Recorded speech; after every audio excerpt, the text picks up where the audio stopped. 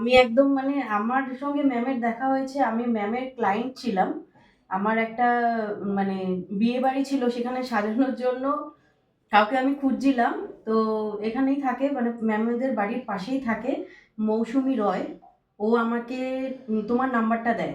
আচ্ছা তোমার নাম্বারটা দেওয়ার পরে তখন ও বলছে যে তুই ওই দিদির কাছে যা, খুব ভালো সাজায়, ও আচ্ছা আমাকে বলে। তো আমি বলার পরে তখন আমি তোমার নাম্বারটা নিয়ে আমি ফোন করলাম। তো তোমার সাথে কথা বলে তখনই আমার কাছে খুবই ভালো লেগেছে। আর সত্যি কথা বলতে, যখন তুমি আমাদের বাড়িতে গেছো সাজাতে, তো তখন তোমার কাজ দেখে আমার বাপির খুব, মানে আমার বাবার খুব ভালো লাগে।